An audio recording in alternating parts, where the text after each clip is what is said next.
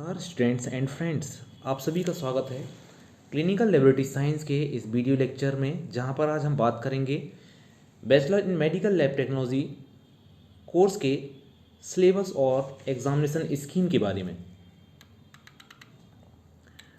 आइए तो वीडियो को स्टार्ट करने से पहले हम सभी देख लेते हैं। Madhya Pradesh medical science university के द्वारा संचालित हो रही एक डिग्री कोर्स जिसका नाम है मेडिकल लैब टेक्नोलॉजी, इसके सिलेबस और स्कीम के बारे में हम यहाँ पर आज जानकारी प्राप्त करेंगे। तो सबसे पहले हम यहाँ पर आज देख लेते हैं बीएमएलटी के सब्जेक्ट के बारे में। बीएमएलटी जो कोर्स है वो 3 साल का एक डिग्री कोर्स होता है, जिसके द्वारा लैब टेक्नीशियन की पढ़ाई की जाती है। इसमें आपके फर्स्ट ईयर में 4 सब्जेक्ट होंगे। पहला सब्जेक्ट है basic histology, anatomy and physiology.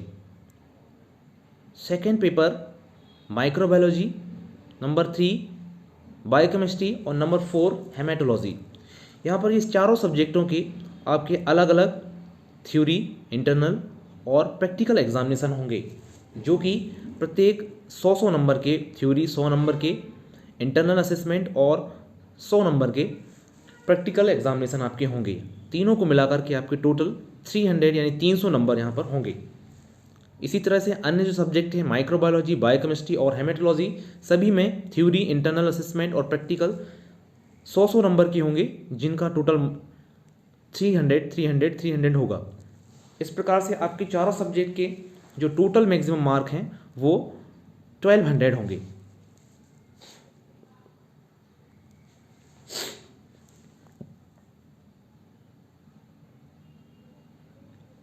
आप सभी को एक जानकारी बता दी जाए कि जो इंटरनल असेसमेंट के मार्क हैं वह थ्योरी मार्क में ऐड होते हैं।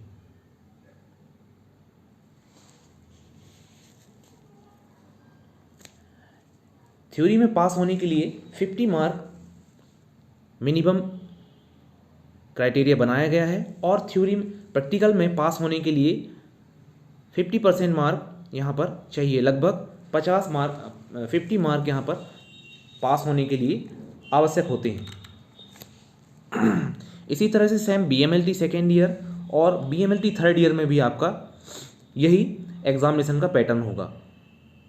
केवल थर्ड ईयर में आपको केवल कुछ प्रोजेक्ट के रूप में इंस्ट्रूमेंटेशन एक सब्जेक्ट जिसको ऐड कर दिया गया है, जो कि 50 नंबर का होगा, वो भी कॉलेज लेवल का इंटरनल असेसमेंट एग्जाम होगा।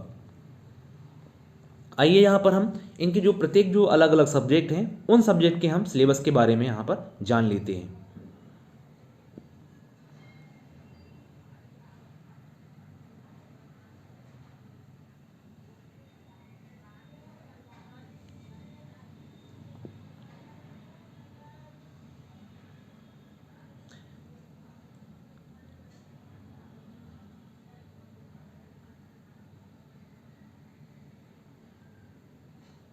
सबसे पहले यदि हम इनके एग्जामिनेशन की बात की जाए तो ईयरली इसके एग्ज़ाम होते हैं, और ईयरली जो एग्ज़ाम होते हैं इनमें 3 प्रकार के क्वेश्चन यहाँ पर आते हैं। नंबर फर्स्ट है very short answer question, number 2 है शॉर्ट आंसर क्वेश्चन, और नंबर 3 है ऐसे टाइप क्वेश्चन। यहाँ पर आपको लगभग 17 क्वेश्चन यहाँ पर आपके एग्जामिनेशन में दिए जाते हैं, जिसमें 10 क्वेश्चन जो होते हैं वो 2-2 नंबर के होते हैं, जिन्हें वेरी शॉर्ट आंसर क्वेश्चन कहा जाता है। वह 50 से 60 वर्ड में आपको वहाँ पर आंसर लिखना होता है।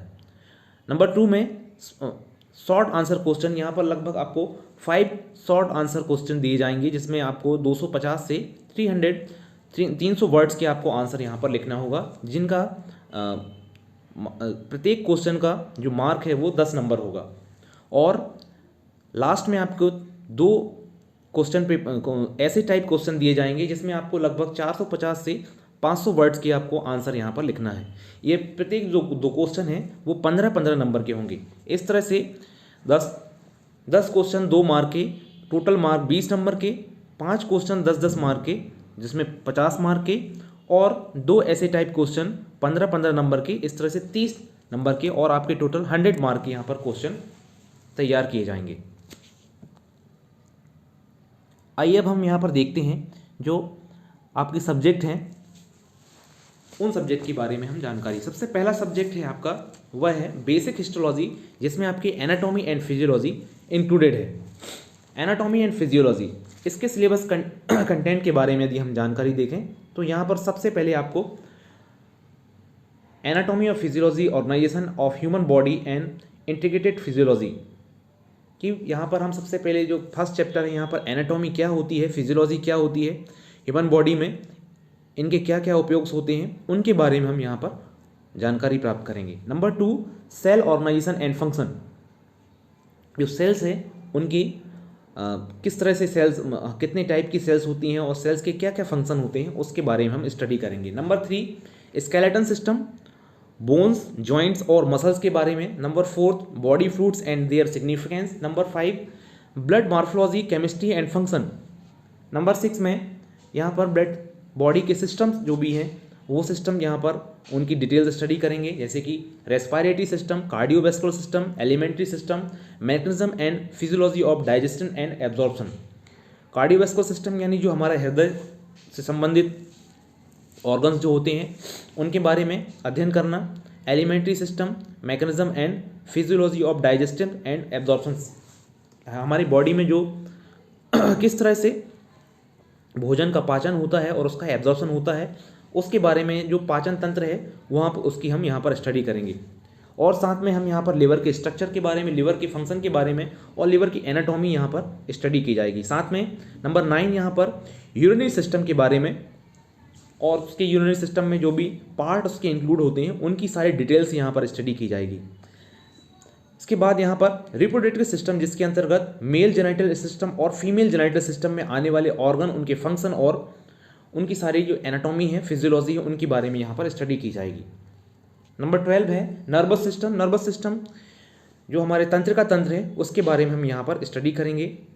और साथ ही रेटिकुलो एंडोथेलियल सिस्टम, जिसके अंदर स्प्लीन, लिम्फ नोड्स वगैरह जो आते हैं उन सभी की यहाँ पर स्टडी की जाएगी। नंबर 14 यहाँ पर endocrine system and their function, यानी जो हमारी अंतःस्रावी ग्रंथियाँ होती हैं उनके बारे में यहाँ पर स्टडी की जाएगी, कहाँ कहाँ कितनी प्रकार की ग्रंथियाँ होती हैं और साथ में उनके फंक्शन यानी उनके कार्य क्या होते हैं उनके बारे में भी हम यहाँ पर डिटेल से स्टडी करेंगे। नेक्स्ट इसका जो अगला पार्ट है आपका एनाटॉमी एंड फिजियोलॉजी के साथ में इंक्लूड है, इस पार्ट का नाम है हिस्टोटेक्नोलॉजी, फंडामेंटल अप्लाइड हिस्टोलॉजी। यहाँ पर हिस्टोलॉजी यानी जो टिश्यूज़ के स्टडी होती है उनके बारे में यहाँ पर स्टडी की जाएगी। तो नंबर फर्स्ट यहाँ पर इनके इंट्रोडक्शन, हिस्टोलॉजी का क्या इंट्रोडक्शन होता है, हिस्टोलॉजी की जो लेबोरेटरी होती है उसको किस तरह से ऑर्गेनाइज किया जाता है, उसका बेसिक इंट्रोडक्शन आपको यहाँ पर फर्स्ट चैप्टर में आपको यहाँ पर पढ़ने को मिलेगा। नंबर 2 है laboratory equipments use and maintenance. Histopathology lab में जनरली यूज किए जाने वाले अलग अलग प्रकार की जो इंस्ट्रूमेंट होते हैं, जैसे कि automatic tissue processor machine, microtome machine और भी अन्य जो भी विभिन्न प्रकार की इक्विपमेंट्स और इंस्ट्रूमेंट वगैरह हैं, इन सभी की आप यूजेस और मेंटेनेंस के बारे में आप पढ़ेंगे। नंबर 3 यहाँ पर हिस्टोपैथोलॉजी लैब में होने वाली विभिन्न प्रकार के laboratory hazards and safety precaution के बारे में हम यहाँ पर जानकारी प्राप्त करेंगे। और साथ ही number 4 compound microscope, optical system, magnification and maintenance. सभी प्रकार की जो भी हिस्टोपैथोलॉजिकल टेक्निक्स हैं उनको देखने, उसके बाद हम माइक्रोस्कोपिकली जो भी टिश्यू मटेरियल है उनको देखने के लिए माइक्रोस्कोप का यूज़ करते हैं। तो यहाँ पर आपको कंपाउंड माइक्रोस्कोप के बारे में, उसका ऑप्टिकल सिस्टम, मैग्निफिकेशन पावर और उसके रखरखाव, मेंटेनेंस के बारे में आप स्टडी करेंगे। साथ ही फंडामेंटल ऑफ अप्लाइड हिस्टोलॉजी के अंतर्गत reception, recording and labelling end of histology specimen. Number 2 fixation and various fixative, जो फिक्सेशन जो होती प्रक्रिया होती है और विभिन्न प्रकार के फिक्सेटिव्स के बारे में। नंबर 3 टिश्यू प्रोसेसिंग की जो प्रोसेस है जिसके अंतर्गत पैराफिन एम्बेडिंग जो होती हैं उनके बारे में, और एम्बेडिंग किस तरह से की जाती है, एम्बेडिंग मीडिया कितने टाइप्स के होते हैं, नंबर 4 में। नंबर 5 में डीकैल्सिफिकेशन की प्रोसेस क्या होती है, डीकैल्सिफिकेशन क्या है और विभिन्न प्रकार के डीकैल्सिफिकेशन एजेंट के बारे में हम यहाँ पर पढ़ेंगे। नंबर 6 में माइक्रोटोम मशीन के विभिन्न प्रकार के टाइप्स और उनके वर्किंग प्रिंसिपल और मेंटेनेंस के बारे में, माइक्रोटोम नाइफ्स के बारे में और माइक्रोटोम नाइफ्स को किस तरह से शार्प किया जाता है उसे नंबर 7 में स्टडी करेंगे। नंबर 8 किस तरह से जो प्रैक्टिकल सेक्शन है यहाँ पर हम कटिंग की जाती है माइक्रोटोम मशीन्स की, उसके बारे में स्टडी करना। और नंबर 9 में routine staining procedure, mounting and mounting media के बारे में। यहाँ पर रूटीन स्टैनिंग प्रोसीजर में एचएनइन स्टैनिंग, हेमेटोक्सिलिन एंड ईओसिन स्टैन के बारे में स्टडी की जाएंगी। साथ में कुछ स्पेशल स्टैन के बारे में भी यहाँ पर बताया जाएगा। माउंटिंग क्या होती है, माउंटिंग मीडिया का उपयोग कहाँ होता है, और विभिन्न प्रकार की जो डाइस हैं वो किस तरह से वर्क करती हैं, उनकी थ्योरी और प्रैक्टिस और स्टैनिंग की यहाँ पर प्रैक्टिस की जाएगी।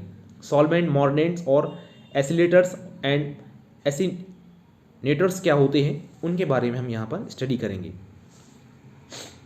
और विभिन्न प्रकार के स्टैनिंग प्रोसीजर में हम किस प्रकार के कंट्रोल का यूज़ करते हैं वो भी यहाँ पर की जाएगी। और साथ में यहाँ पर आपकी कुछ साइटोलॉजी के लेक्चर भी इंक्लूड होंगे। यहाँ पर हम साइटोलॉजी के बारे में जानेंगे कि भाई सेल साइटोलॉजी क्या होती है, एक्सफोलेटिव साइटोलॉजी एंड इन्फोलेटिव साइटोलॉजी, और फीमेल जेनेटिक ट्रैक्ट में किस तरह से इनका उपयोग किया जाता है, उसकी सारी डिटेल से स्टडी करेंगे। और किस तरह से साइटोलॉजिकल स्पेसिमेन का कलेक्शन करना है और उनकी स्टैनिंग करनी है, किस तरह से उनको एग्जामिनेशन करना है, यहाँ पर इसकी हम डिटेल से स्टडी करेंगे साइटोलॉजी के अंतर्गत।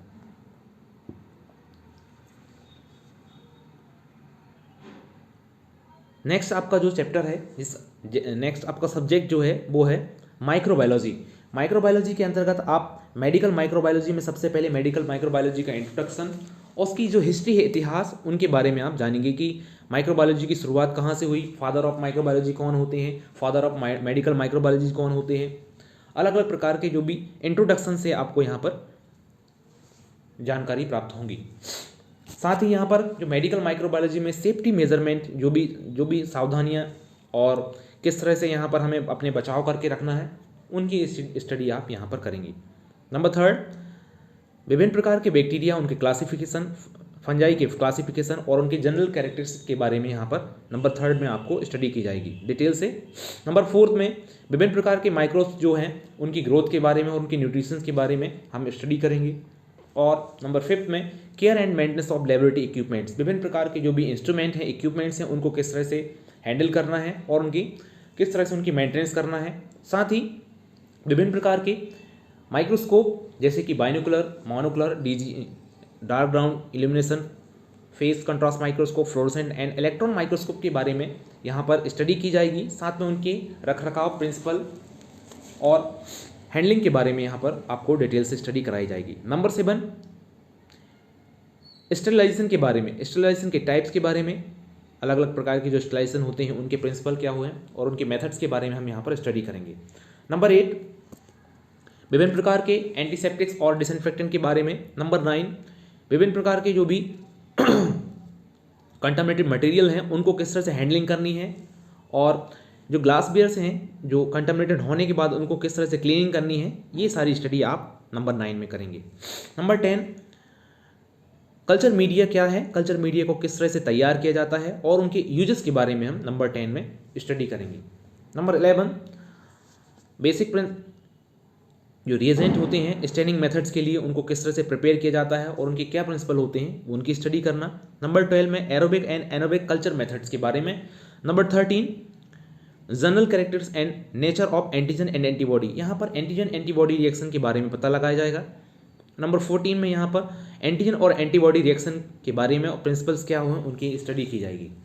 नंबर 15 में collection and transportation of processing and clinical samples are microbiological investigation, microbiological investigation के लिए किए जाने वाले विभिन्न प्रकार के जो भी सैंपल्स हैं उनको किस तरह से कलेक्ट किया जाता है और उनकी किस तरह से ट्रांसपोर्टिंग करनी है और उनकी इन प्रोसेस के बारे में नंबर 15 में हम पढ़ेंगे। नंबर 16, विभिन्न प्रकार के कीमोथेरेपेटिक एजेंट बैक्टीरिया वायरस को किस तरह से नष्ट कर देते हैं और एंटीबायोटिक इनकी के मोड क्या मोड होते हैं और क्या प्रिंसिपल होते हैं, उनकी स्टडी यहाँ पर नंबर 16 में की जाएगी।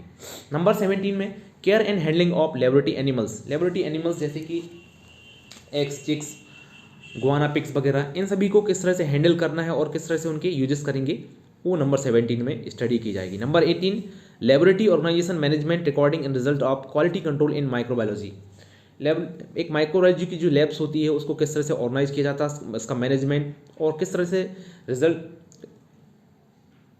को रिकॉर्ड मेंटेन किया जाता है और क्वालिटी कंट्रोल को किस तरह से यूज किया जाता है, माइक्रोबायोलॉजी में यहाँ पर स्टडी की जाएगी। इसमें साथ में इंक्लूड है आपका वायरोलॉजी, वायरोलॉजी के अंतर्गत जो मेडिकल वायरोलॉजी है उसकी डिटेल से स्टडी, विभिन्न प्रकार के वायरस के बारे में स्टडी करना और साथ में वायरस का जो नोमेनकल्चर है, किस तरह से उसका क्लासिफिकेशन है, उसकी स्टडी करना, वायरस का physical, chemical and biological properties के बारे में स्टडी करेंगे। साथ में बायोलॉजिकल जो वायरोलॉजिकल जो स्पेसिमेन है उसका कलेक्शन, ट्रांसपोर्टिंग और स्टोरेज करना हम यहाँ पर सीखेंगे। साथ में कुछ प्रैक्टिकल्स भी यहाँ पर इंक्लूड किए गए हैं, उनके बारे में भी हम स्टडी करेंगे। किस तरह से बैक्टीरिया को किस तरह से वायरस का हम यहाँ पर सेफ्टी, वायरस को हैंडल करते समय सेफ्टी प्रिकॉशन को हैंडल करना है, कलेक्शन और उनको किस तरह से स्टोरेज करके रखना है उनके सैंपल को, और उसके बाद किस तरह से वॉशिंग करनी, क्लीनिंग करनी है, और देन किस तरह से मीडिया में उनकी ग्रोथ करानी है। और ग्लास वेयर्स यहाँ पर वायरोलॉजी में यूज़ किए जाने वाले उनकी स्टडी करना है कि विभिन्न प्रकार के बायोसेफ्टी हुड्स हैं, प्रिंसिपल हैं, उनके बारे में, पेपेट, सिरिंज और उनके अदर कंटामिनेटेड इंस्ट्रूमेंट हैं उनका बारे में स्टडी करना। नंबर नेक्स्ट है जो वो है पैरासाइटोलॉजी। पैरासाइट यानी जहाँ पर पैरासाइट्स की स्टडी करना, तो पैरासाइट में इंट्रोडक्शन के बारे में स्टडी की जाएगी। साथ में विभिन्न प्रकार के जो प्रोटोजोआस है उनके बारे में, और उनको किस तरह से कलेक्शन, प्रिजर्वेशन और प्रोसेसिंग उनकी पैरासाइट्स की करनी है। विभिन्न प्रकार के जो पैरासाइट ब्लड में पाए जाने वाले, स्टूल में और बॉडी फ्लूइड्स, टिश्यूज़ में और बायोप्सी मटेरियल में पाए जाने वाले पैरासाइट्स की स्टडी करना। साथ में यहाँ पर हम विभिन्न प्रकार के जो भी पैरासाइट्स हैं जैसे कि जियार्डिया, इनकी मार्फोलॉजी, इनकी लाइफ साइकिल, इंटेस्टाइनल जो पैरासाइट्स हैं उनकी स्टडी करना, और एस्केरिस लिम्ब्रिकोइडिस वगैरह, ट्राइकोमोनास वेजाइनलिस, ई जिंजिविलियस और हेमोफोरो मलेरिया पैरासाइट्स जो ब्लड में पाए जाने वाले पैरासाइट्स होते हैं उनकी स्टडी करना, मलेरिया इन्फेक्शन के बारे में पढ़ना और उनका लैब डायग्नोसिस करना, ये सारी स्टडी यहाँ पर की जाएगी। साथ में हेलमिन्स हैं, मेडिकल हेलमिन्स, उनके बारे में जैसे कि ब्लड नेमाटोड्स हैं, इंटेस्टाइनल नेमाटोड्स है जैसे कि एस्केरिस, एंटीविरस, इन सभी की स्टडी हम इस ब्रांच के अंतर्गत करेंगे। और कुछ प्रैक्टिकल भी इनमें इंक्लूड किए गए हैं जिसको प्रैक्टिकल को भी यहाँ पर आपको परफॉर्म किया जाएगा। नेक्स्ट है बायोकेमिस्ट्री। बायोकेमिस्ट्री के अंतर्गत हम बेसिक प्रिंसिपल ऑफ बायोकेमिस्ट्री, जिसमें फर्स्ट में हम बायोकेमिस्ट्री की जो लैब्स होती है उसको किस तरह से उनके यूजेस होते हैं, और जो टेक्नोलॉजीज़ हैं, एथिक्स हैं, क्या नियम है, क्या रिस्पॉन्सिबिलिटी है, और किस तरह से सेफ्टी मेजरमेंट और फर्स्ट एड के बारे में हम यहाँ पर जानेंगे। नंबर सेकेंड, यहाँ पर clinical and clear general laboratory glasswares, जो ग्लासवेयर्स होते हैं उनको किस तरह से क्लीन करना है, साफ करना है, और किस तरह से उनको केयर करके रखना है। विभिन्न प्रकार के इक्विपमेंट्स हैं उनको करना, उनको किया। साथ ही preparation and storage of distill water, analytical balance, preparation of reagent, standard solution, storage of chemicals. यहाँ पर जो डिस्टिल वाटर है उसको किस तरह से बनाया जाता है, साथ में जो रिएजेंट हैं, स्टैंडर्ड सॉल्यूशन है, उनको किस तरह से प्रिपेयर किया जाता है, और विभिन्न प्रकार के केमिकल्स को किस तरह से स्टोर करना है। नंबर 2 में हम यहाँ पर स्टडी करेंगे। नंबर 3 में यूनिट्स ऑफ मेजरमेंट की जो यूनिट्स होती हैं उनको एसआई यूनिट्स और volumetric apparatus, pipettes, flask and cylinders, calibration of volumetric apparatus, यहाँ पर इसकी स्टडी की जाएगी। Number 4 radio isotopes and their uses in biochemistry. Radio isotope क्या होते हैं, उनके यूजेस बायोकेमिस्ट्री में, mole, molar and normal solution, pH, buffer solution, pH and pH measurement, osmosis, dialysis and surface tension के बारे में स्टडी की जाएगी। Number 5 urine analysis, qualitative for sugar, proteins and bile pigment, ketone bodies, porphyrin and faecal of blood. तो विभिन्न प्रकार के जो भी यूरिन पर क्वालिटेटिव इन्वेस्टिगेशन की जाते हैं उनकी स्टडी नंबर 5 में की जाएगी। नंबर 6 में collection and recording of biological specimen, separation of serum plasma, preservation and disposal of biological samples, material, basic statics, SD, CB means और नॉर्मल डिस्ट्रीब्यूशन प्रोबेबिलिटी। इन सभी की स्टडी हम नंबर 6 में करेंगे। नंबर 7 में विभिन्न प्रकार के जो भी नॉर्मल रेफरेंसेज हैं, नॉर्मल और रेफरेंसेज हैं, उनकी डेफिनेशन क्या होती है, इन्फ्लुएंसिंग फैक्टर और डिटर्मिनेशन, उनकी डिटर्मिनेशन के लिए किन किन मेथड्स का उपयोग किया जाता है उनकी स्टडी यहाँ पर की जाएगी। नंबर 8 में वॉल्यूमेट्रिक एनालिसिस,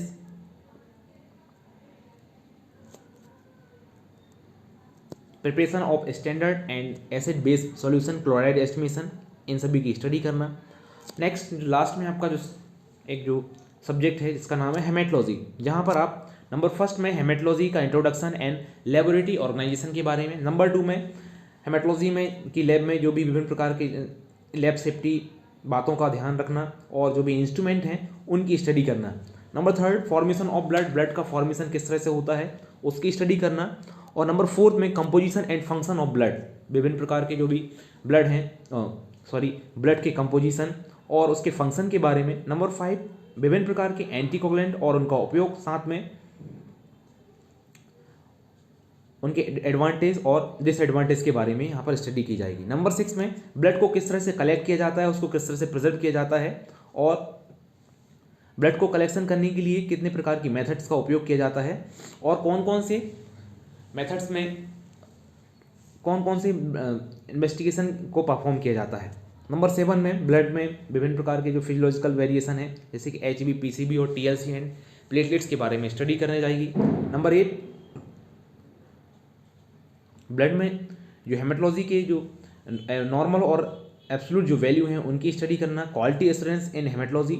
और नंबर 9 में haemoglobinometry, various method of estimation of HB, errors involve in standardisation of instrument for adaptation of HB estimation.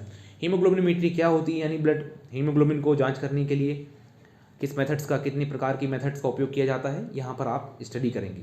Number 10 haemocytometer क्या है, procedure of cell count visual as well as electronic red cells, leucocytes and platelets count and error involve and means of minimise such errors. Haemocytometry क्या होती है और विभिन्न प्रकार की जो सेल्स हैं RBC, WBC, उनको इलेक्ट्रॉनिक मेथड से और मैनुअली मेथड से किस तरह से काउंट किया जाता है, उनकी मेथड्स के बारे में हम स्टडी करेंगे।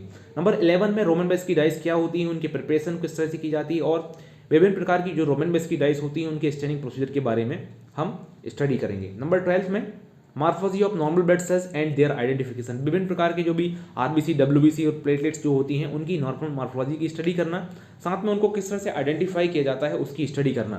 Number 13 erythrocyte sedimentation rate ESR, factor infusing and various procedure for the estimation of their significance. ESR क्या होता है, विभिन्न प्रकार के ESR की मेथड्स के बारे में और ESR की दर को प्रभावित करने वाले विभिन्न प्रकार के फैक्टर्स जो होते हैं उनकी यहाँ पर स्टडी की जाएगी और उनके क्लिनिकल सिग्निफिकेंस के बारे में हम समझेंगे। नंबर 4 में हेमेटोक्रिट क्या होता है, मैक्रो एंड माइक्रो मेथड्स और उनके क्या एडवांटेज और डिसएडवांटेज हैं उनके बारे में स्टडी करना, यानी जो PCB की जो मेथड होती है वो कितने प्रकार से की जाती है, दोनों मेथड यहाँ पर दी गई हैं मैक्रो एंड माइक्रो, उन दोनों के क्या एडवांटेज और डिसएडवांटेज हैं उसकी स्टडी करना। नंबर 15 में यहाँ पर यूरिन एग्जामिनेशन है, यहाँ पर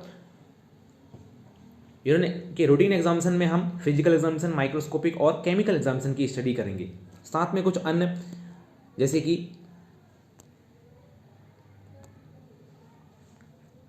examination of biological fluids such as CSF, stool, sputum, peritoneal fluid, pericardial fluid, synovial fluid, इन सभी जो भी बायोलॉजिकल फ्रूट्स हैं उन सभी में फिजिकल, केमिकल और माइक्रोस्कोपिक एग्जामिनेशन करना। साथ में नंबर 17 में एग्जामिनेशन ऑफ सीमेन, जो सीमेन है वो किस तरह से उसका एग्जामिनेशन किया जाता है, फिजिकल, केमिकल और माइक्रोस्कोपिक, इन सभी की स्टडी आप इस हेमेटोलॉजी के और क्लिनिकल पैथोलॉजी के चैप्टर में करेंगे। तो दोस्तों आपको और स्टूडेंट्स आपको किस तरह से सिलेबस समझ में आया, यदि नहीं समझ में आया है तो कमेंट बॉक्स पर लिखिए, यदि समझ में आया है तो उस कमेंट बॉक्स में लिखिए।